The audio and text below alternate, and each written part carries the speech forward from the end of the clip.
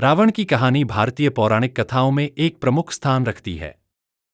वह रामायण के मुख्य पात्रों में से एक हैं, जिन्हें अक्सर खलनायक के रूप में प्रस्तुत किया जाता है। लेकिन उनकी कहानी में कई ऐसे पहलू भी हैं जो उन्हें एक विद्वान, शिवभक्त और अद्वितीय व्यक्तित्व के रूप में दर्शाते हैं। रावण का जन्म महर्षि विश्रवा और राक्षसी कैकसी के पुत्र के रूप में हुआ था। उनका असली नाम दशग्रीव था, जिसका अर्थ है 10 सिर वाला, जो उनके ज्ञान, शक्ति और महत्वाकांक्षा का प्रतीक है। उनके भाई बहनों में कुंभकर्ण, विभीषण और शूर्पणखा प्रमुख हैं। रावण बचपन से ही बहुत बुद्धिमान और जिज्ञासु थे। उन्होंने वेदों, उपनिषदों और शास्त्रों का गहन अध्ययन किया। वे भगवान शिव के परम भक्त थे और उनकी भक्ति से उन्होंने अनेक शक्तियां और वरदान प्राप्त किए।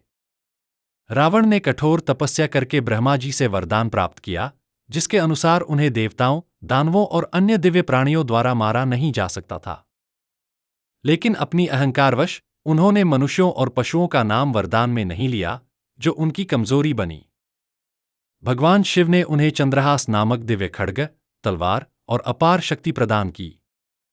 इन शक्तियों के बल पर रावण ने तीनों लोकों पर विजय प्राप्त कर ली और स्वर्ण नगरी लंका का राजा बना।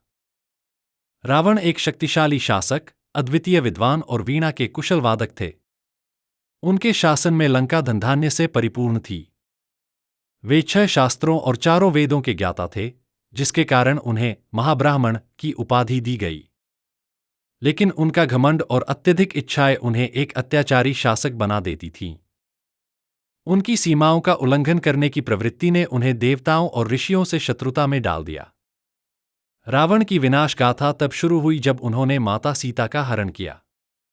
उनकी बहन शूर्पणखा ने राम और लक्ष्मण से अपमानित होकर बदला लेने के लिए रावण को भड़काया।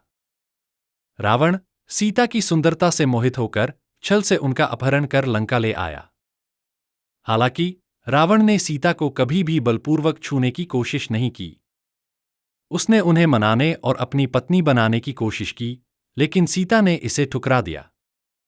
यह घटना राम और रावण के बीच युद्ध का कारण बनी।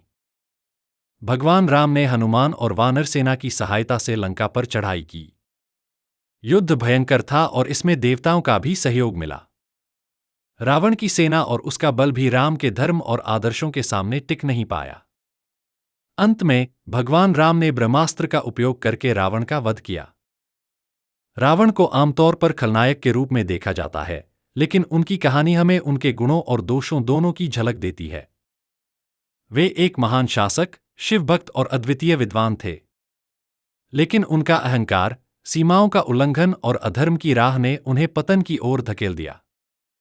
दक्षिण भारत की कंब रामायण जैसी कुछ कहानियों में रावण को अधिक सहानुभूतिपूर्ण दृष्टि से देखा गया है। वे मानव स्वभाव की द्वैतता का प्रतीक हैं, अच्छाई और बुराई दोनों का मेल।